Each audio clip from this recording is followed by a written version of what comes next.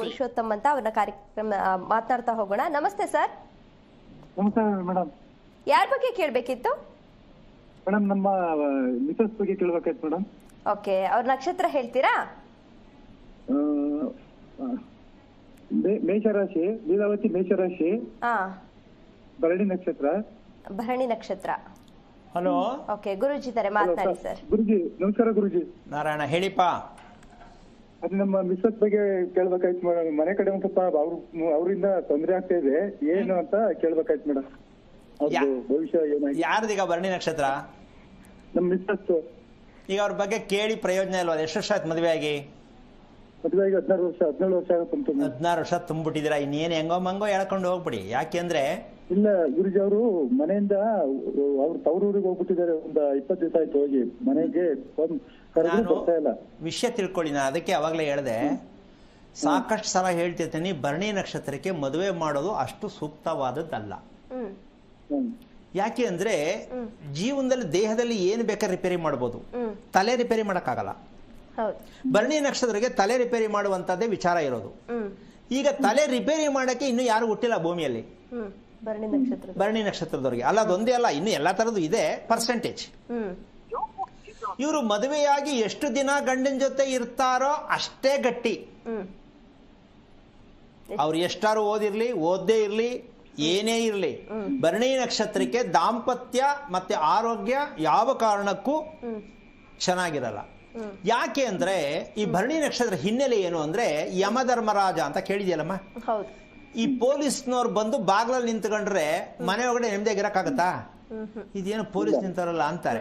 ಹಂಗೆ ಯಮಧರ್ಮರಾಯ ಬಾಗ್ಲಲ್ಲೇ ಬಂದು ನಿಂತಂಗೆ ಭರಣಿ ನಕ್ಷತ್ರ ಮನೆ ಒಳಗಡೆ ಇದ್ರೆ, ಅದು ವ್ಯಕ್ತಿ ಯಾರು ಆಗಿರ್ಬೋದು, ಸಂಬಂಧ ನಮ್ದಾಗ್ಬೋದು, ಇನ್ನೊಬ್ರದ್ದಾಗ್ಬೋದು. ಅವ್ರು ಮನೇಲಿದ್ದಾರೆ, ಬೈದಲ್ಲೇ ಇರಬೇಕು. ಏನಾಗುತ್ತೋ, ಯಾರೇನಾಗುತ್ತೋ, ಯಾರು ಹೆಂಗಾಗ್ಬಿಡುತ್ತೋ, ಯಾವ ಸತ್ತೋಗ್ಬಿಡ್ತಾರೋ, ಯಾರು ಓಡೋಗ್ಬಿಡ್ತಾರೋ, ಯಾರು ಏನಾಗ್ಬಿಡುತ್ತೋ ಅಮ್ಮ. ಹಿಂಗೆ ಮನೆಯಲ್ಲಿ ಕುಟುಂಬ ಎಲ್ಲ ಭಾರಿ ಹಿಂಸೆಗೆ ಸಿಕ್ಕಾಕೊಳ್ಳುತ್ತೆ. ಹೇಳೋದು ಅರ್ಥ ಆಗ್ತಾ ಇದೆಯಾ ನಾನು? ಈಗ ನೀವು ಏನಾರು ಮಾಡಿ ಕಾಲ್ ಕಟ್ಕೋತೀರೋ ಅಲ್ಲ, ಯಾಕೆ ದಯವಿಟ್ಟು ಬೇಜಾರು ಮಾಡ್ಕೋಬೇಡಿ. ಹೇಳಿ. ನಿಮ್ಮ ಹೆಂಡತಿ ನೀವು ಕಾಲ್ ಕಟ್ಟಿದ್ರೆ ರೂಮ್ ಒಳಗಡೆ ಯಾರು ನೋಡಲ್ಲ, ಕಟ್ಟಿದ್ರೆ ಏನ್ ತಪ್ಪಿಲ್ಲ. ಹೌದಾನೆ? ಅಲ್ಲ, ಹೆಂಡತಿಗೆ ಯಾಕೆ ನಾನ್ ಕಾಲ್ ಹಿಡ್ಕೊಳ್ಳಿ ಅಂದ್ರೆ ನಾನೇನು ಮಾಡಕ್ಕಾಗಲ್ಲ. ಪ್ರೀತಿಗೆ ಏನ್ ಹಿಡ್ಕೊಂಡ್ರು ಏನೇ ಆದ್ರೂ ತಪ್ಪಿಲ್ಲ. ಪ್ರೀತಿಯಿಂದ ಹೇಗೆ ನಡ್ಕೊಂಡ್ರು ಚೆನ್ನಾಗಿರುತ್ತೆ. ಹೌದಾನೆ? ಅದನ್ನ ನೀನ್ ನನ್ನ ಮನೆಗೆ ಬರಬೇಡ ಕಣಮ್ಮ, ನಾನೇ ಯಾವಾಗಾರು ಒಂದ್ಸಲ ಬರ್ತೀನಿ ಅಂತ ಪರ್ಮಿಷನ್ ತಗೋಬೇಕು. ಒಂದು. ಎರಡನೇ ವಿಷಯ, ನೀವೇನ್ ಮಾಡ್ಬೇಕು ಅಂತಂದ್ರೆ, ನಿಮ್ಮ ನಕ್ಷತ್ರ ಗೊತ್ತಾ? ನಕ್ಷತ್ರ ಹಸ್ತ ನಕ್ಷತ್ರ. ಓಕೆ. ನೀವು ಬೆಳಗ್ಗೆ ಎಷ್ಟೊತ್ತು ಕೇಳ್ತೀರಾ? ಬೆಳಗ್ಗೆ ನಾನು ಒಂದು 5:30 ಹೇಳ್ತೀನಿ. ನೀವೇ ಹೇಳ್ತೀರಾ? ಅಲಾರಾಮ್ ಕೊಡ್ಬೇಕಾ? ಅಲಾರಾಮ್ ಕೊಡ್ಬೇಕಾ? ಇಲ್ಲ, ನಾನೇ ಹೇಳ್ತೀನಿ. ಏನ್ ಓದಿದೀರಾ ನೀವು? ನಾನು ಸೆಕೆಂಡ್ PUC ಗುರುಜಿ.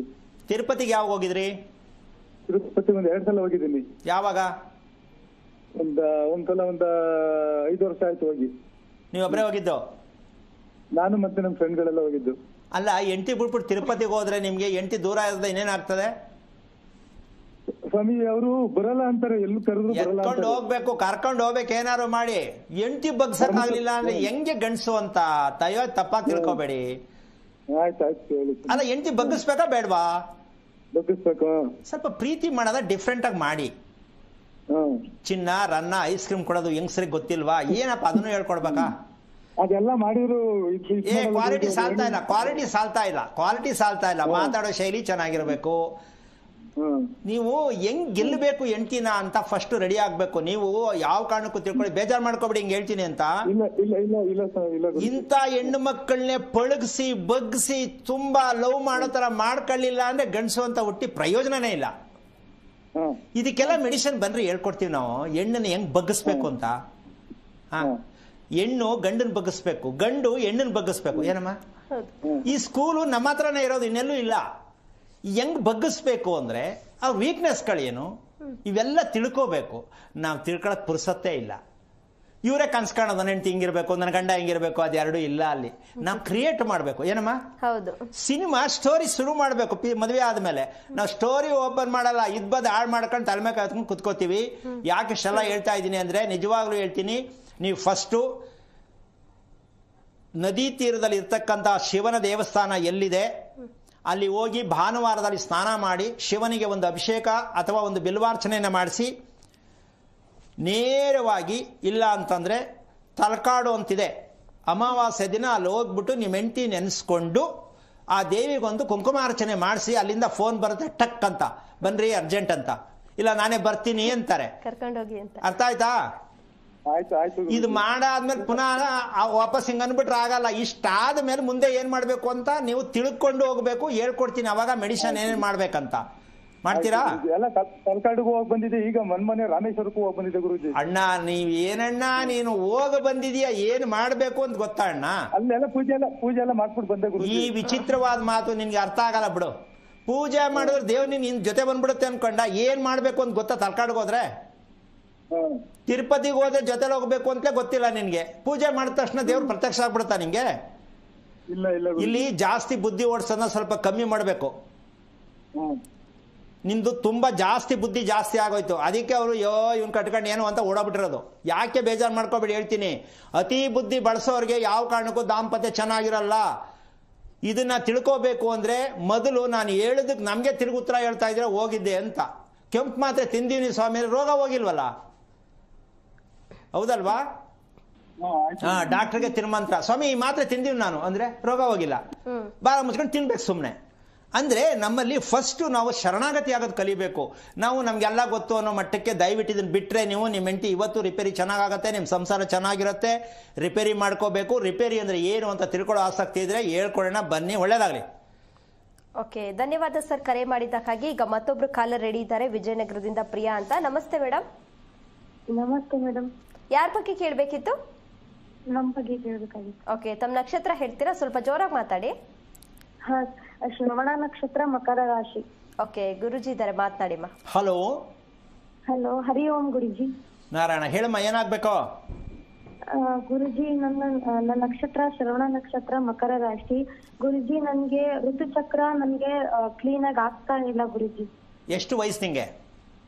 ನನ್ಗೆ 25 ಗುರುಜಿ. ಈಗ ಏನು ಓದಿದ್ಯಾ?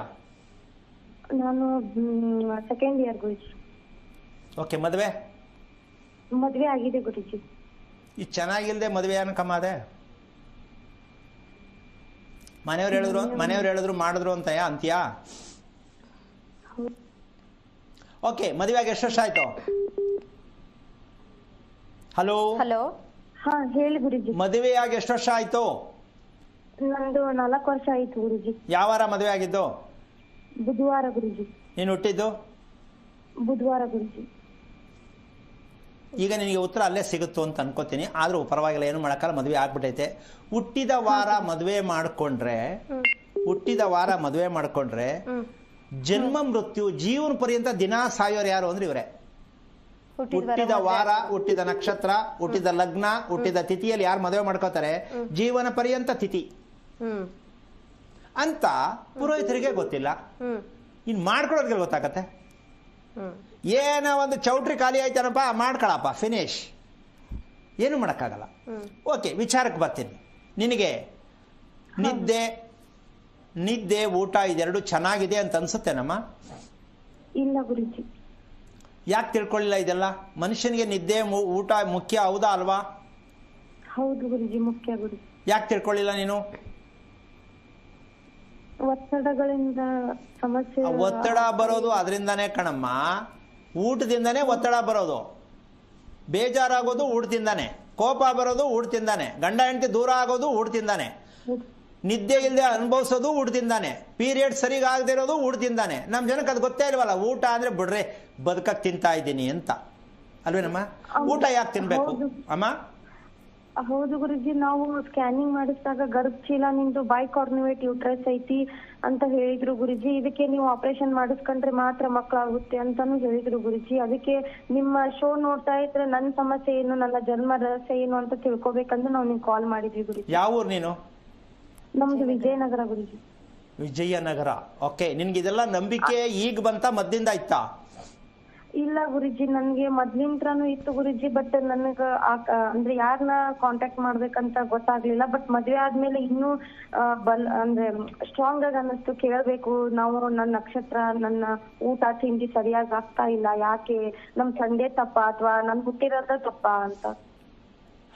ಓಕೆ, ಈಗ ನೀನು ಊಟ ಮಾಡ್ತೀಯಲ್ಲ, ಬಾಯಿಗೆ ಹಾಕೊಳ್ತೀನಮ್ಮ. ಹಾ ಗುರುಜಿ. ನೀನು ಎಷ್ಟು ಮಾತಾಡ್ತೀಯ ಊಟ ಮಾಡುವಾಗ? ಜ್ಞಾಪಕ ಇದೆಯಾ? ನೀನು ಎಷ್ಟು ಮಾತಾಡ್ತೀಯ ಊಟ ಮಾಡುವಾಗ? ಜ್ಞಾಪಕ ಇದೆಯಾ? ಹಾ ಗುರುಜಿ.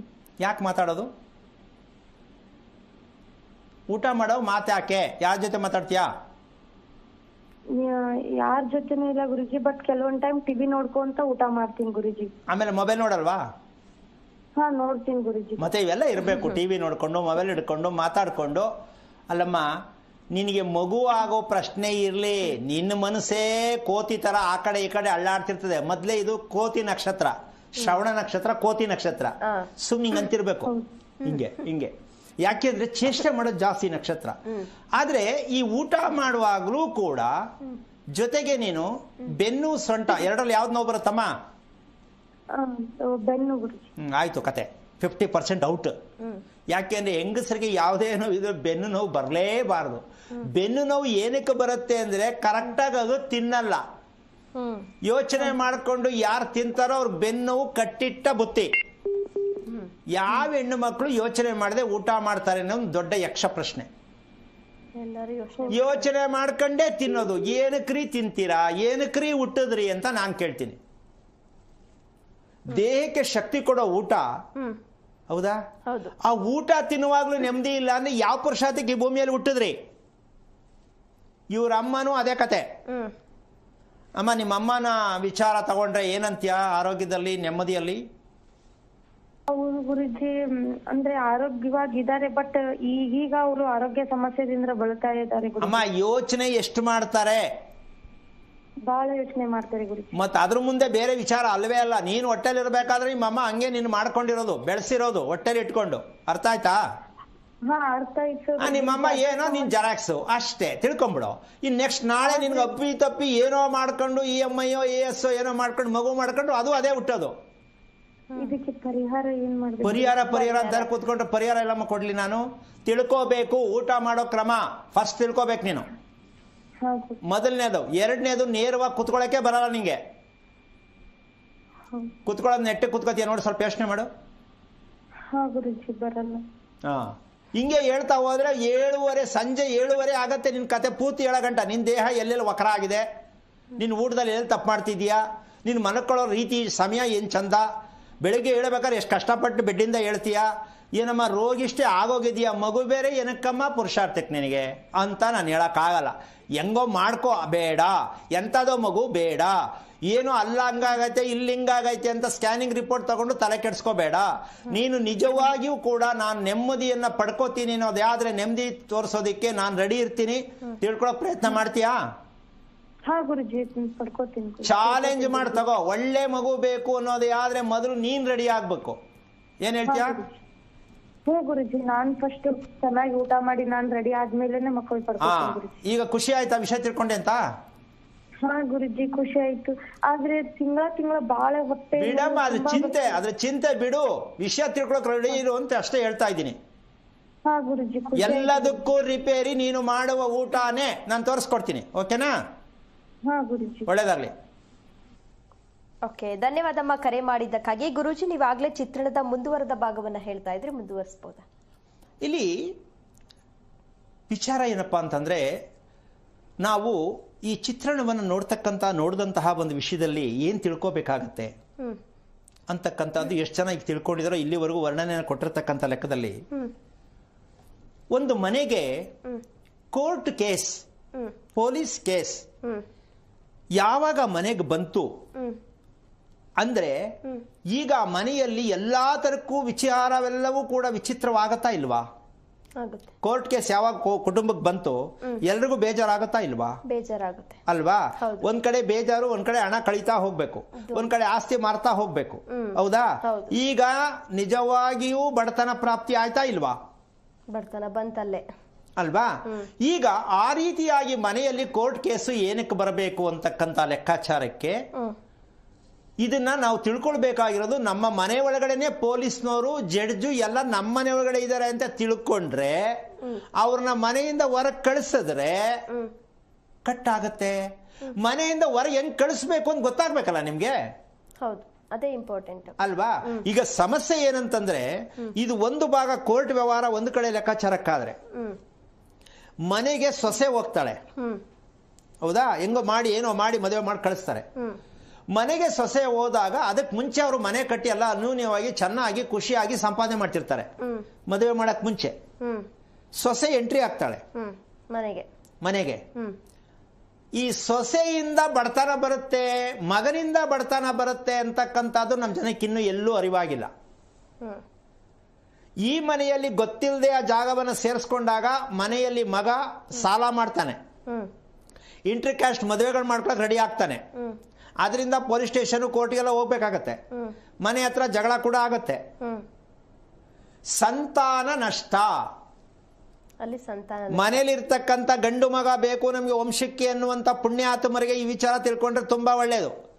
ವಂಶಕ್ಕೆ ಗಂಡು ಮಗ ಬೇಕೇ ಬೇಕು ಅಂತ ಕಷ್ಟಪಟ್ಟು ಹರಕೆ ಹೊತ್ತು ಗಂಡು ಮಗವನ್ನು ತಗೋತೀರಾ, ಇಲ್ಲ ಹುಟ್ಟುವಾಗಲೇ ಅಭಾಷಣ ಹೋಗತ್ತೆ, ಇಲ್ಲ ಹುಟ್ಟಿದ ಮೇಲೆ ಅಕಸ್ಮಾತ್ ಏನಾದ್ರು ಆಕ್ಸಿಡೆಂಟ್ ಆಗಿ ಇದ್ದೋನೊಬ್ಬ ಮಗ ಹೋದ ಅಂತ ಕೂತ್ಕೊಂಡು ಅಯ್ಯೋ ಅಂತ ಲಬೋ ಅಂತೀರಾ. ಆದ್ರೆ ಒಂದು ಮನೆಯಲ್ಲಿ ಒಂದು ಸಂತಾನಕ್ಕೋಸ್ಕರ ಮನೆಯನ್ನ ನಾವು ಸರಿಯಾದ ರೀತಿ ತಿಳ್ಕೊಂಡು ಕಟ್ಟಬೇಕು ಅನ್ನೋ ಪ್ರಜ್ಞೆ ಯಾರಿಗೂ ಇಲ್ಲ. ಇಲ್ಲಿ ಸೊಸೆ ಓದೋದಕ್ಕೆ ಆ ಮನೇಲಿ ಏನ್ ಶುರು ಆಗತ್ತೆ ಬಡತನಕ್ಕೆ, ಇಲ್ಲೇನೋ ಆಯ್ತು ಕೋರ್ಟು ಸ್ಟೇಷನ್. ಇಲ್ಲ ಅಲ್ಲಿ ಹೋದಾಗ ಏನ್ ಬಡತನಕ್ಕೆ ಕಾರಣ ಆಗತ್ತೆ ಅನ್ನೋ ಪ್ರಶ್ನೆ ಅತಿ ಮುಖ್ಯವಾಗಿ ಬರುತ್ತೆ. ಹೆಣ್ಣಿಗೆ ಏನೇನು ಮಾನಸಿಕವಾಗಿ ಹೇಳ್ಕೊಳ್ಳಾರದೆ ಇರತಕ್ಕಂತ ಕಾಯಿಲೆ ಬರಬೇಕು ಅಂತ ಕಾಯಿಲೆ ಅಲ್ಲಿ ಶುರು ಆಗತ್ತೆ. ಅಲ್ಲಿ ಮದುವೆಯ ಗಂಡನ ಮನೆಗೆ ಹೋದ್ಮೇಲೆ ಅದ್ರಲ್ಲಿ ಒಂದು ಟಿಪ್ಸ್ ಹೇಳ್ತೀನಿ. ಈ ಕಾಯಿಲೆ ಅಂತೂ ಯಾವ ಕಾರಣಕ್ಕೂ ತಡ್ಕೊಳಕ್ಕಾಗಲ್ಲ, ಕೂರಕ್ಕಾಗಲ್ಲ, ಮಲಗಕ್ಕಾಗಲ್ಲ, ಹೇಳಕ್ಕಾಗಲ್ಲ, ಅನುಭವಿಸಕ್ಕಾಗಲ್ಲ ಅಂತ ಕಾಯಿಲೆ ಯಾವುದು ಅಂತ ಒಂದು ಹೇಳ್ತೀನಿ. ಯಾವ್ದಿರ್ಬೋದು? ಮೂಲವ್ಯಾಧಿ ಅಂತಾರೆ. ಮೂಲವ್ಯಾಧಿ ಫೈಲ್ಸ್ ಅಂತಾರಲ್ಲಮ್ಮ. ಅಪ್ಪ ಅಪ್ಪ ಅಪ್ಪ ಯಾವ ಕಾಯಿಲೆ ಬೇಕಾದ್ರೆ ತಡೆಯಬಹುದು, ಮೂಲವ್ಯಾಧಿ ತಡೆಯಕ್ಕಾಗಲ್ಲ. ಇನ್ನ ಗಂಡನ ಜೊತೆ ಹೆಂಗಿರ್ತದೆ ಹುಡುಗಿ, ಹೌದು, ಕುತ್ಕೊಳಕ್ಕಾಗಲ್ಲ. ಹೆಂಗ್ ಅನುಭವಿಸೋದು? ನಿನ್ಗೇನ್ ಕಮ್ಮಿ, ಬಾ ಕೊಡಿಸ್ತೀನಿ, ನೀನ್ ಏನ್ ನೋಡ್ತೀಯ ಬಾ ತೋರಿಸ್ತೀನಿ, ಇವನು ಹೇಳ್ತಿರ್ತಾನೆ, ಅವಳಿಗೆ ಹುಚ್ಚತ್ಕೊಂಡ್ಬಿಡ್ತದೆ, ಎಲ್ಲಿ ಓಡೋಗ್ಬಿಡಿ ನಾನು. ಹೌದು. ಈ ಮೂಲವ್ಯಾಧಿ ರೋಗ ಇದೆ ಅಂತ ಯಾವ ಹೆಣ್ಣಾರು ಹೇಳಕ್ಕಾಗತ್ತಾ? ಇಲ್ಲ. ಈಗ ಆ ಮೂಲವ್ಯಾಧಿ ರೋಗ ಏನಕ್ಕೆ ಬಂದೈತೆ? ಇವ್ರು ಮನೆ ಮುಂದೆ ಕಟ್ಟಿರೋ ಸ್ಟೇರ್ ಕೇಸು ಇವರೇ ಕಟ್ಟಿರ್ತಾರೆ. ಯಾಕೆಂದ್ರೆ ತೂಕ ಹಾಕ್ಬೇಕು ಸ್ವಾಮಿ, ಅವನ ಕಿತ್ತೋಗಿರೋ ಹೇಳ್ಕೊಟ್ಟಿರ್ತಾನೆ. ತೂಕ ಎಲ್ಲ ಹಾಕೋದು, ಒಂದು ಬೆಡ್ರೂಮ್ ಕಡೆ ಹಾಕೋದು, ಇಲ್ಲ ಅಡಿಗೆ ಮನೆ ಕಡೆ ಹಾಕೋದು. ಇದು ಬಿಟ್ರೆ ನಮ್ ಜನಕ್ಕೆ ಸ್ಟೇರ್ ಕೇಸ್ ಎಲ್ಲ ಹಾಕೋದು ಅಂತ ಗೊತ್ತೇ ಇಲ್ಲ. ಇದನ್ನ ನಾವು ಒಂದು ಶುಭವಾಗಿರುವ ಮನೆಯಲ್ಲಿ ಸ್ಟೇರ್ ಕೇಸ್ ಯಾವ ಕಡೆ ಇರಬೇಕು ಅನ್ನುವಂತಹ ವಿಚಾರ ಚಿತ್ರಣ ಪ್ರಪಂಚದ ಇತಿಹಾಸದಲ್ಲಿ ನಮ್ಮ ಹತ್ರ ಮಾತ್ರ ಕ್ಯಾಸೆಟ್ ಇರೋದು. ಒಂದು ಶುಭವಾದ ಮನೆ ಆಗಬೇಕು ಅಂದ್ರೆ ಸ್ಟೇರ್ ಕೇಸು ಶಾಸ್ತ್ರಬದ್ಧವಾಗಿ ಹಾಕಬೇಕಂದ್ರೆ ಆ ಕ್ಯಾಸೆಟ್ ನಮ್ ಕಂಪ್ನಿಲಿ ಮಾತ್ರ ಇರೋದು, ಇನ್ಯಾವ ಕಂಪ್ನಿಲೂ ಇಲ್ಲ. ನೀವೆಲ್ಲಿ ಹುಡುಕರು ಸಿಕ್ಕಲ್ಲ. ಹಂಗನ್ಬಿಟ್ಟು ನಮ್ಮ ಹತ್ರ ಬಂದು ಕೇಳಿ ಅಂತ ನಾನು ಹೇಳ್ತಾ ಇಲ್ಲ. ಇದಕ್ಕೆ ಸತ್ಯತೆಯನ್ನ ತೋರಿಸ್ತಕ್ಕಂಥದ್ದಕ್ಕೆ ನಮ್ಮಲ್ಲಿ ಪೂರ್ಣವಾಗಿರುವಂತಹ ವಿಚಾರವನ್ನ ತೋರ್ಸಕ್ ರೆಡಿ ಇರ್ತೀವಿ, ತಿಳ್ಕೊಳ್ಳೋದಾದ್ರೆ. ಯಾಕೆ ಅಂದ್ರೆ ತೂಕ ಇರೋ ಜಾಗದಲ್ಲಿ ತೂಕ ಹಾಕ್ಬಿಟ್ಟು ಹಗುರವಾಗಿರೋ ಜಾಗಕ್ಕೆ ಒಬ್ಬ ಪುಣ್ಯಾತ್ಮ ತುಂಬಾ ಟೆಕ್ನಿಕಲ್ ಆಗಿ ಮಾಡಿದ್ದ. ಈ ಭಾಗ ಉತ್ತರ ಈಶಾನ್ಯ ತುಂಬಾ ಹಗುರವಾಗಿರಬೇಕು, ಮಲಗೋ ಬೆಡ್ರೂಮ್ ಕಡೆ ತುಂಬಾ ತೂಕವಾಗಿರ್ಬೇಕು ಅಂತ ಪುಸ್ತಕ ಬರೆದಿರ್ತಾರೆ ಅಲ್ವಾ? ಅದಕ್ಕೊಬ್ಬ ಪುಸ್ತಕ ಓದಿ ಏನ್ ಮಾಡಿದ್ದ ಪ್ರಳಯ ಅಂತ ಅಂದ್ರೆ, ಆಪಲ್ ಬರುತ್ತಲ್ಲಮ್ಮ ಬಾಕ್ಸ್, ತುಂಬಾ ತೆಳುವಿರುತ್ತೆ, ತೂಕ ಕಮ್ಮಿ ಇರಬಾರ್ದು ಅಂತ ಅದನ್ನೇ ಸೇರಿಸ್ಬಿಟ್ಟು ಗೋಡೆ ಹೊಡೆದಾಕ್ಬಿಟ್ಟು ಅದು ಕಟ್ಟಿದ್ದ. ಅಂದ್ರೆ ಇಂಥ ಬುದ್ಧಿವಂತಗಳು ತುಂಬಾ ಇದ್ದಾರೆ ನಮ್ಮಲ್ಲಿ. ಏನ್ ಹೇಳು? ಪುಸ್ತಕದಲ್ಲಿ ಇರ್ತಕ್ಕಂಥದ್ದು ಸತ್ಯ ಅನ್ಕೊಂಡು ಎಷ್ಟು ತರ ಪುಸ್ತಕ ಇರುತ್ತೆ, ಎಷ್ಟು ಜನ ಬರೆದಿರ್ತಾರೆ, ಅದ್ರ ಸತ್ಯ ಯಾವುದು ಅಂತ ಹೆಂಗ್ ಗೊತ್ತಾಗತ್ತೆ? ಪುಸ್ತಕ ಒಂದೇ ತರ ಇರುತ್ತಾ? ಹೌದು, ಇಲ್ಲ. ಬೇರೆ ಬೇರೆ ತರ ಇರುತ್ತೆ. ಪಂಚಾಂಗ ಒಂದೇ ತರ ಇರುತ್ತಾ? ಇಲ್ಲ, ಎಲ್ಲ ಬೇರೆ ಬೇರೆನೆ. ಒಬ್ಬ ವ್ಯಕ್ತಿ ಒಂದೇ ದಿನ ಎಲ್ಲಾ ಹುಟ್ಟಿರ್ತಕ್ಕಂಥ ಒಂದೇ ದಿನ ಹುಟ್ಟಿರ್ತಾರ? ಇಲ್ಲ. ಹಾಗಿದ್ದ ಮೇಲೆ ನೀವು ಯಾವುದು ಒಂದು ರೀತಿ ಇಲ್ಲ ಅಂದ್ಮೇಲೆ ಯಾವ್ದು ನಮ್ ಬದುಕ್ತೀರಾ ಅಲ್ವಾ? ಅದಕ್ಕೆ ಏನ್ ಮಾಡ್ಬೇಕು ಅಂದ್ರೆ ನೀವೇ ಅದಕ್ಕೆ ಹತ್ರ ಆಗಬೇಕು. ಏನು ಯಾವುದು ಸರಿ ಯಾವ್ದು ತಪ್ಪು ಯಾವುದು ಇಲ್ಲ ಅಂತ ನನ್ನ ಕಾರ್ಯಕ್ರಮದಲ್ಲಿ ಹೇಳಿದೆ. ತಪ್ಪು ಸರಿ ಇಲ್ಲವೇ ಇಲ್ಲ. ಯಾಕೆ ಅಂದ್ರೆ ನೀವು ತಿಳ್ಕೊಳ್ಳೋವರೆಗೂ, ತಿಳ್ಕೊಂಡ್ಮೇಲೆ ನೀವು ಅದನ್ನ ಒಪ್ಕೊಳ್ಳೋದೇ ಇಲ್ಲ. ಇಲ್ಲ ಬಿಡ್ರಿ, ಜೀವನದಲ್ಲಿ ತೃಪ್ತಿಯಾಗಿದ್ದೀನಿ ಅನ್ನೋ ಮನಸ್ಥಿತಿ ನಿಮ್ಗೆ ಬಂದ್ಬಿಡತ್ತೆ. ಆದ್ರೆ ಅದು ಬೇರೆಯವರಿಂದ ನಿಮ್ಗೆ ಲಭ್ಯವಾಗಲ್ಲ. ಇಲ್ಲಿ ಕೇಳ್ತಾರಲ್ಲ ಫೋನ್ ಮಾಡ್ಬಿಟ್ಟು, ಜ್ಯೋತಿಷ್ಯ ಕೇಳ್ತಾರಲ್ಲಮ್ಮ, ಹೌದು. ನನ್ ನೆಮ್ಮದಿ ಇಲ್ಲ ಸ್ವಾಮಿ ಅಂತ ಅವ್ರು ಹೇಳಿದ್ರೆ ಇವ್ರೇನೋ ಒಂದು ಕತೆ ಹೇಳ್ತಾರೆ. ಅದ್ ಮಾಡ್ಸಿ ಇದು ಮಾಡಿಸಿ ಆ ಕಡೆ ಮಾಡಿ ಎಳ್ಳೆಣ್ಣೆ ದೀಪ ಹಚ್ಚಿ ಏನೋ ಒಂದು ಹೇಳ್ತಾರೆ. ಇದರಿಂದ ಎಲ್ಲ ಮನುಷ್ಯ ಬದಲಾವಣೆ ಆಗ್ತಾನೆ ಅಂತಕ್ಕಂಥ ವಿಚಾರ ನಮ್ ಜನಕ್ಕೆ ಇನ್ನೂ ಅರ್ಥನೇ ಆಗಿಲ್ಲ. ಅವ್ರು ಹೇಳಿದ್ದನ್ನು ಒಪ್ಕೊಂಡು ಬರ್ಕೊಂಡು ಮಾಡ್ತಾರೆ ಎಷ್ಟೋ ಜನ. ಹೌದು. ಆದ್ರೆ ಅದು ಅವರೇ ಅರ್ಥ ಮಾಡ್ಕೋಬೇಕು ಇದು ಎಷ್ಟು ಮಟ್ಟಕ್ಕೆ ಸತ್ಯ. ಇದ್ರ ಬದಲಾವಣೆ ಆಗ್ತಾನೆ ಅಂತಕ್ಕಂಥ ವಿಚಾರ ನಮ್ ಜನಕ್ಕೆ ಇನ್ನೂ ಅರ್ಥನೇ ಆಗಿಲ್ಲ. ಅವ್ರು ಹೇಳಿದ್ದನ್ನು ಒಪ್ಕೊಂಡು ಬರ್ಕೊಂಡು ಮಾಡ್ತಾರೆ ಎಷ್ಟೋ ಜನ. ಹೌದು. ಆದ್ರೆ ಅದು ಅವರೇ ಅರ್ಥ ಮಾಡ್ಕೋಬೇಕು ಇದು ಎಷ್ಟು ಮಟ್ಟಕ್ಕೆ ಸತ್ಯ ಇದ್ರಲ್ಲಿ ಇದೆ ಅಂತ. ವಿಷಯ ಇಷ್ಟೇ, ಎಲ್ಲವೂ ಹೇಳಿದ್ದೆಲ್ಲ ಸುಳ್ಳು ಆಗಲ್ಲ, ಎಲ್ಲವೂ ಸತ್ಯ ಆಗಲ್ಲ. ಯಾಕೆ? ನಿಮಗೆ ಅದ್ರ ಬಗ್ಗೆ ಪೂರ್ಣವಾಗಿರ್ತಕ್ಕಂಥ ಪ್ರಜ್ಞಾಸ್ಥಿತಿ ಬಂದಾಗ ನೀವೇ ಡಿಸೈಡ್ ಮಾಡ್ತೀರಾ ಇದು ಯಾವ ರೀತಿಯಲ್ಲಿ ನಾನು ಬದುಕ್ತಾ ಇದ್ದೀನಿ ಅನ್ನೋದು ನಿಮಗೆ ಕ್ಲೂ ಗೊತ್ತಾಗತ್ತೆ ಅಲ್ವಾ. ಹಾಗಾಗಿ ಆ ರೀತಿಯಾಗಿರ್ತಕ್ಕಂಥ ಲೆಕ್ಕಾಚಾರದಲ್ಲಿ ಈಗ ಆ ಮನೆಯಲ್ಲಿ ಮೂಲವ್ಯಾಧಿ ಬಂದಂತ ಸೊಸೆ ಅರ್ಥ ಮಾಡ್ಕೋಬೇಕಲ್ಲ. ಮೂಲವ್ಯಾಧಿ ಬಂದಿರುವಂತ ಸೊಸೆ, ಆಮೇಲೆ ಅದು ಬಂದೇ ಇರಬೇಕು ಅಂತಲ್ಲ, ಮೂಲತಃ ಇರ್ತಕ್ಕಂಥ ಅದು ಬರುತ್ತೆ. ಯಾಕೆ ಅಂದ್ರೆ ಆ ಹುಡುಗಿ ಮನೆ ಬಿಟ್ಟು ಹೋಗ್ಬೇಕು ಅಲ್ಲಿಂದ. ಯಾಕೆ ಅಂದ್ರೆ ಹುಡುಗಿ ನೆಮ್ಮದಿನೂ ಇಲ್ಲ, ನಿದ್ದೆನೂ ಮಾಡಕ್ಕಾಗಲ್ಲ. ಅವ್ರು ಹೇಳ್ದೆ ಕೇಳ್ದೆ ಹೋಗೋದಂತೂ ಗ್ಯಾರಂಟಿ. ಆಗ ಹುಡುಗಿ ಓಡೋಗ್ಬಿಟ್ಲು ಅಂತಾರೆ. ಏನೋ ಒಂದು ಅವ್ಳಿಗೆ ಇಷ್ಟ ಇಲ್ಲ, ಮದುವೆ ಮಾಡಿದ ಸ್ವಾಮಿ ಓಡೋಗ್ಬಿಟ್ಲು, ಏನಿತ್ತೋ ಹೆಂಗೋ ಹಿಂದೆ ಏನಿತ್ತೋ ಕತೆ ಶುರು ಹಚ್ಬಿಡ್ತಾರೆ. ಆ ಹುಡುಗಿಯಿಂದ ಸ್ಟೋರಿ ಹೋಗುತ್ತೆ. ಆದ್ರೆ ಇದು ನಮ್ಮ ಮನೆಯಲ್ಲಿ ಆ ಹುಡುಗಿಗೆ ಮೂಲವೇದಿ ಬಂತು ಮದ್ದೆಲ್ಲ. ಈಗ ಅಪ್ಪನ ಮನೆಗೆ ಹೋಗಿ ಕೇಳ್ತಾರೆ ನಿಮ್ಮ ಹುಡುಗಿ ಕಳ್ಸ್ಕೊಡಿ ಅಂತ. ಇಷ್ಟ ಇಲ್ಲ, ಹುಡುಗಿ ಬರಲ್ಲ ಅಂತ. ಯಾಕೇನ್ ಕಮ್ಮಿ ಅಂತ ಅವ್ರು ಕೇಳ್ತಾರೆ. ನಮ್ಮ ಮನೇಲಿ ಚೆನ್ನಾಗಿತ್ತು, ನಿಮ್ ಮನೆಗೆ ಮದ್ವೆ ಮಾಡ್ಕೊಟ್ಟೆ ನಾನು, ನಿಮ್ ಮನೇಲಿ ಹಿಂಗ್ ಮಾಡ್ಕೊಂಡಿದ್ದೀರಲ್ಲ ಅಂತ ಇವ್ರು ಅವ್ರ ಮೇಲೆ ಬೀಳ್ತಾರೆ. ಅವರು ನಾವೇನ್ ಮಾಡ್ದ ನಿಮ್ಮ ಹುಡುಗಿಗೆ ಅಂತ ಅವ್ರು ಹೇಳ್ತಾರೆ. ಆದ್ರೆ ಇಷ್ಟೆಲ್ಲ ಒಂದು ಬೀಗರು ಮನೆಯಲ್ಲಿ ಒಡೆದಾಡ್ತಕ್ಕಂಥ ಮಟ್ಟಕ್ಕೆ ಹೋಗಾಗ, ಜಗಳ ಆಡೋ ಮಟ್ಟಕ್ಕೆ ಬಂದಾಗ, ಸ್ಟೇಷನ್ ಕೋರ್ಟ್ಗೆ ಹೋಗೋ ಮಟ್ಟಕ್ಕೆ ಬಂದಾಗ, ನಿಮ್ಮ ಮನೆಗಳಲ್ಲಿ ಕಳ್ಳ ಸೇರ್ಕೊಂಡಿದ್ದಾನೆ ಅಂತ ಯಾರು ಹೇಳ್ತಾರೆ ನಿಮ್ಗೆ? ಯಾರು ಹೇಳಲ್ಲ. ನಿಮ್ಮ ಮನೆಯಲ್ಲಿರುವ ಕಳ್ಳನನ್ನ ಹೊರಗೆ ಹಾಕಿ ಅಂತ ನಿಮ್ಗೆ ಹೇಳೋರು ಯಾರಿದ್ದಾರೆ ಪ್ರಪಂಚದಲ್ಲಿ? ಸ್ವಲ್ಪ ಯೋಚನೆ ಮಾಡಿ. ಜಡ್ಜ್ ಹೇಳ್ತಾರ, ಪುರೋಹಿತ ಹೇಳ್ತಾನ, ನಿಮಗ್ ಗೊತ್ತಿದೆಯಾ? ಯಾರು ಹೇಳ್ತಾರೆ? ಆ ರೀತಿ ನಿಮ್ಮ ಮನೆಗಳಲ್ಲಿ ಕಳ್ಳಕಾಕರ ಭಯ ಅಂತಕ್ಕಂಥ ಲೆಕ್ಕಾಚಾರದಲ್ಲಿ ಅದಕ್ಕೊಂದೆರಡು ಮೂರು ಸಿಂಪ್ಟಮ್ಸ್ ತೋರಿಸುತ್ತೆ. ಏನು? ಈ ಮನೆಯಲ್ಲಿ ಹಣ ದುರುಪಯೋಗ ಆಗತ್ತೆ, ಹಣ ತುಂಬಾ ನಷ್ಟ ಆಗತ್ತೆ ಅನ್ನೋದಕ್ಕೆ ಒಂದು ಸಿಂಪ್ಟಮ್ಸ್ ಎರಡು ಮೂರು ಸಿಕ್ಕತ್ತೆ. ಒಂದು, ಕರೆಂಟ್ ಶಾಕ್ ಹೊಡೆಯುತ್ತೆ ಮನೆಯಲ್ಲಿ. ಕರೆಂಟ್ ಶಾಕ್ ಹೊಡೆಯುತ್ತೆ, ಯಾರಿಗಾದ್ರೂ ಒಬ್ರು ಕರೆಂಟ್ ಶಾಕ್ ಹೊಡೆಯುತ್ತೆ. ಇಲ್ಲ, ಮಳೆ ಬರ್ಬೇಕಾದ್ರೆ ಸಿಡ್ಲು ಹೊಡೆದು ಯಾವುದೋ ಮನೆ ಬಾಗಲ್ಗೋ ಕಿಟಕಿಗೋ ಹೊಡೆದು ಗೋಡೆ ಬ್ರೇಕ್ ಆಗತ್ತೆ, ಬಿರುಕು ಬಿಟ್ಕೊಳ್ಳುತ್ತೆ. ಇನ್ನೊಂದು, ಮಾಡ್ತಾ ಇರೋ ಅಡಿಗೆ ಕುಕ್ಕರ್ ಹೆಚ್ಚು ಕಮ್ಮಿಯಾಗಿ ಸಿಡಿಯುತ್ತೆ, ಮೈ ಮೇಲೆಲ್ಲ ಚೆಲ್ಲುತ್ತೆ. ಕುಕ್ಕರ್ ಸಿಡಿಯೋದು ಇವೆಲ್ಲವೂ ಕೂಡ ಮನೆ ನಿಮ್ಗೆ ಮೆಸೇಜ್ ಕೊಡುತ್ತೆ ರೀ, ಮನೆ ಮಾತಾಡ್ಸತ್ತೆ ರೀ. ನೀವು ಮನೆ ಮಾತಾಡ್ಸಕ್ ಗೊತ್ತಿಲ್ಲ ರೀ. ಅಕಸ್ಮಾತ್ ಸಿಡೀತು ಸ್ವಾಮಿ, ಅಕಸ್ಮಾತ್ ಕರೆಂಟ್ ಹೊಡೀತು ಸ್ವಾಮಿ, ಎಲ್ಲವೂ ಅಕಸ್ಮಾತ್ ಅಂತ ನುಂಕೊಂಡ್ಬಿಡ್ತಾರೆ. ಇದು ಸಿಂಪ್ಟಮ್ಸ್. ಭಗವಂತ ಅಂತಕ್ಕಂಥ ಅವ್ನು ಎಷ್ಟು ಚೆನ್ನಾಗಿ ಮೆಸೇಜ್ ಕೊಡ್ತಾನೆ ನೋಡಮ್ಮ. ಮನೆಯಲ್ಲಿ ತೊಂದರೆ ಇದೆ, ಇನ್ ಸ್ವಲ್ಪ ಮುಂದಕ್ಕೆ ಹೋದ್ರೆ ಕಳ್ತನ ಆಗತ್ತೆ, ಇನ್ ಸ್ವಲ್ಪ ಮುಂದ್ರೆ ಮನೆಯಲ್ಲಿ ಸಿಕ್ಕಾಬಿಡೆ ಪ್ರತಿದಿನ ಗಲಾಟೆ ನಡೀತಾ ಇರುತ್ತೆ, ಜಗಳ ಆಗುತ್ತೆ. ಇಷ್ಟೆಲ್ಲವೂ ಕೂಡ ನಿಮ್ಮ ಮನೆಯಲ್ಲಿ ಆಗೋದಕ್ಕೆ ಹೋಗ್ಬಿಟ್ಟು ಯಾರ ಹತ್ರನೋ ಹೋಗಿ ಶಾಸ್ತ್ರ ಕೇಳಿ, ದೇವ್ರು ಕೇಳಿ, ಹೂ ಕೇಳಿ ನೀವು ನಿಮ್ಮ ಮನೆ ರಿಪೇರಿ ಮಾಡ್ಕೊಳಕ್ ಆಗತ್ತಾ? ಸ್ವಲ್ಪ ಯೋಚನೆ ಮಾಡಿ. ಅದಕ್ಕೆ ನೀವೇನ್ ಮಾಡ್ಬೇಕು? ಹೆದರ್ಕೊಳ್ಳೋದಲ್ಲ. ನಿಮ್ಮ ಮನೆ 4 ಕಡೆಯಲ್ಲಿ ಇರ್ತಕ್ಕಂತಹ ಒಂದು ಲೆಕ್ಕಾಚಾರಕ್ಕೆ 8 ಮಹಿಳೆಯ ಸುಖ ಜೀವನಕ್ಕೆ 8 ಸೂತ್ರಗಳು ಅಂತ ಹೇಳುತ್ತೆ. 8 ಸೂತ್ರ. ಮಹಿಳೆಯ ಸುಖ ಜೀವನ ಯಾವುದು? 8 ಸೂತ್ರಗಳು ಅಂದ್ರೆ ಯಾವುದು ಅಂದ್ರೆ ಸಿನಿಮಾದಲ್ಲಿ ಹೇಳ್ತಾರಲ್ಲ ಅದಲ್ಲ. ನಿಮ್ಮ ಮನೆಯಲ್ಲಿ 8 ಮೂಲೆ ಕರೆಕ್ಟ್ ಆಗಿದೆಯಾ? 8 ಮೂಲೆ ಇದೆಯಾ? 4 ಇಲ್ಲ 8 ಬತ್ತು ಸ್ವಾಮಿ. ಇದೇ ನಮ್ಮ ಪರಿಸ್ಥಿತಿ. 4 ಮೂಲೆನೇ ಇಲ್ಲ, ಇನ್ 8 ಮೂಲೆ ಎಲ್ಲಿ ಬಂತು? ಈಗ ಅಷ್ಟಸೂತ್ರಗಳು ಅಂದ್ರೆ ಯಾವ್ದೋ ಪುಸ್ತಕದಲ್ಲಿ ಸಿಗಬಹುದೇನೋ ಅಂತ ಎಷ್ಟು ಜನ ಯೋಚನೆ ಮಾಡ್ತಾವ್ರೆ ಅಲ್ವಮ್ಮ. ಸಂಸಾರ ಜೀವನಕ್ಕೆ 16 ಸೂತ್ರಗಳು. ಪಿಕ್ಚರ್ ನೋಡ್ಬಿಡಿ, 8 ಸೂತ್ರಗಳು. ಈಗ ಈ ಪಿಕ್ಚರ್ ಐತೆ ಅಂತ ಅನ್ಕೋಬೇಡಿ. ಸೂತ್ರಗಳು ಅಂತಕ್ಕಂಥದ್ದು ನಿಜ ಜೀವನಕ್ಕೆ ಸೂತ್ರಗಳು ಯಾವುದು ಅಂದ್ರೆ ನಿಮ್ಮ ಮನೆ 8 ದಿಕ್ಕುಗಳ ಮೂಲೆ.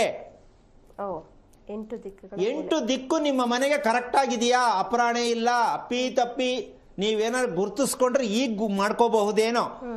ಅದಕ್ಕೆ ನಿಮ್ಮ ಮನೆ 8 ಮೂಲೆ ಕರೆಕ್ಟ್ ಆಗಿ ನೀವು ಕಂಡುಹಿಡಿಯಕ್ ಆಗತ್ತಾ? ಒಂದು. ಅದು ಇದ್ರೆ ಕರೆಕ್ಟ್ ಆಗಿದೆಯಾ, 8 ಮೂಲೆ ಬರುತ್ತಾ 2 ನೋಡ್ಕೊಳ್ತಕ್ಕಂಥ ಪ್ರಜ್ಞೆ ನಿಮಗೆ ಯಾವಾಗ ಬರುತ್ತೋ ಆಗ ನಿಮಗೆ ಇವತ್ತು ಹೇಳಿದಂತ ಕಾರ್ಯಕ್ರಮದಲ್ಲಿ ಸೊಸೆಯಿಂದಾಗ್ಲಿ, ಅಳಿನಿಂದಾಗ್ಲಿ, ಮಗುವಿಂದಾಗ್ಲಿ ಸಮಸ್ಯೆಗಳು ಬರದೆ, ಕೋರ್ಟ್ ಕಚೇರಿಗೆ ಹೋಗದೆ, ಗಲಾಟೆಗಳಾಗದೆ, ಕರೆಂಟ್ ಶಾಕ್ ಹೊಡೆಸ್ಕೊಳ್ದೆ ಬದುಕ್ಬೇಕಲ್ವಾ? ಈಗ ಇದೆಲ್ಲ ಮೌಲ್ಯ ಯಾವುದು? ನಮ್ಮ ವಾಸದ ಮನೆಯೇ ಸತ್ಯ. ಅದಕ್ಕೋಸ್ಕರವಾಗಿ ಎಲ್ಲದಕ್ಕಿಂತ ಹೆಚ್ಚಾಗಿ ಅಡಿಗೆ ಮನೆ ಅಂತಕ್ಕಂಥದ್ದು ಇದೆಯಲ್ಲ, ಇದು ಸ್ವರ್ಗ ರೀ. ಹೆಣ್ಣು ಮಕ್ಕಳಿಗೆ ಆರೋಗ್ಯವಾಗಿ ಅಡಿಗೆ ಮಾಡಬೇಕು ಅಂದ್ರೆ ಹೆಣ್ಣು ಆರೋಗ್ಯವಾಗಿರ್ಬೇಕು. ಹೌದಮ್ಮ? ಈ ಆರೋಗ್ಯವಾಗಿರೋ ಹೆಣ್ಣು ಅಡಿಗೆ ಮಾಡಿದ್ರೆ ಮಾತ್ರ ಆ ಅಡಿಗೆ ತಿನ್ನೋರ ಆರೋಗ್ಯ ಚೆನ್ನಾಗಿರೋದು. ಯಾವ ಮನೆಯಲ್ಲಿ ಹೆಣ್ಣು ಬೆನ್ನು ನೋವು, ಸೊಂಟ ನೋವು, ಕಾಲು ನೋವು, ಪೀರಿಯಡ್ ಚೆನ್ನಾಗಲ್ಲ ಯೋಚನೆ ಮಾಡ್ಕೊಂಡು ಅಡಿಗೆ ಮಾಡಿದ್ರೆ ಆ ಅಡಿಗೆಗೊಂದು ಶಾಪ ಆಗಿ ಆ ತಿನ್ನುವಂತಹ ಗಂಡ ಮಕ್ಕಳಿಗೆಲ್ಲವೂ ಶಾಪವಾಗಿ ಪ್ರತಿದಿನವೂ ಪರಿಣಮಿಸುತ್ತಾ ಇರುತ್ತೆ. ಮನೆಗೊಂದು ಹೆಣ್ಣನ್ನ ರಿಪೇರಿ ಮಾಡಿದಾಗ ಇಡೀ ಕುಟುಂಬ ಕ್ಲೀನ್ ಆಗತ್ತೆ ಅನ್ನೋ ಸತ್ಯ ನಾವು ಯಾವತ್ತು ತಿಳ್ಕೊಳ್ಳೋದು ಅಂತ ಪ್ರತಿಯೊಬ್ಬರು ಯೋಚನೆ ಮಾಡಿ. ಅದಕ್ಕೆ ಮದುವೆ ಮಾಡ್ಕೊಳ್ಳೋಕೆ ಹೆಣ್ಣು ನಿಮ್ಮ ನಿಮ್ಮ ಅನುಕೂಲಕ್ಕೆ ತಕ್ಕಂತೆ ಹೆಣ್ಣು ಗೊಂಬೆ ಅಲ್ಲ ಅನ್ನೋ ಸತ್ಯವನ್ನ ಇವತ್ತು ತಿಳಿಸಿದೀನಿ. ಏನಿಲ್ಲ, ಗೊಂಬೆ ಅಲ್ಲ. ನಾವು ಮದುವೆ ಮಾಡ್ಕೊಳ್ಳೋದು ನಮ್ಮ ಇಷ್ಟಂಗೆ ನಡ್ಸಕ್ಕೆ, ನಮ್ಮ ಇಷ್ಟಂಗೆ ನಡ್ಸ್ಕೊಳಕ್ಕೆ, ನಾವು ಹೇಳ್ದಂಗೆ ಕೇಳಕ್ಕೆ. ಅಂತಹ ಗೊಂಬೆ ಹೆಣ್ಣಲ್ಲ. ಆ ಹೆಣ್ಣನ್ನ ನೆಮ್ಮದಿಯಾಗಿ ಆರೋಗ್ಯವಾಗಿ ನೀವು ಮದುವೆ ಮಾಡ್ಕೊಳ್ಳೋದು ಮುಖ್ಯ ಅಲ್ಲ. ಅದು ನಿಮ್ಮ ಹೆಂಡತಿ ಆಗಬಹುದು, ನಿಮ್ಮ ಅಕ್ಕ ತಂಗಿ ಆಗಬಹುದು, ನಿಮ್ಮ ಹೊಟ್ಟೆಹುಟ್ಟಿದ ಮಗಳಾಗಬಹುದು, ಎಲ್ಲವೂ ಹೆಣ್ಣು. ಆ ಹೆಣ್ಣಿಗೆ ಪ್ರಾಧಾನ್ಯತೆ ಕೊಡಬೇಕಾಗಿದ್ದೆ ನಿಜವಾಗಿಯೂ ಮೂಲೆಗಳಲ್ಲಿರ್ತಕ್ಕಂಥ ಸತ್ಯದಲ್ಲಿ ಅಡಿಗೆ ಮನೆ ಅಂತಕ್ಕಂಥ ವಿಚಾರವನ್ನ ಒಂದಲ್ಲ ಒಂದು ದಿನ ನಿಮ್ಗೆ ತೋರಿಸ್ತೀನಿ. ವಿಶೇಷವಾಗಿರ್ತಕ್ಕಂತಹ ಹೆಣ್ಣು ನೆಮ್ಮದಿಯಾಗಿರ್ತಕ್ಕಂಥ ಅಡಿಗೆ ಮನೆ ಎಷ್ಟರ ಮಟ್ಟಕ್ಕೆ ನೀಟಾಗಿರ್ಬೇಕು ಅಂದ್ರೆ ಕ್ಲೀನ್ ಇರಬೇಕು ಅಂತನ ಅಲ್ಲ, ನೀವೇನೋ ನಿಮ್ಮ ವೈಯಕ್ತಿಕವಾಗಿ ಇಟ್ಕೊಳ್ಳಿ.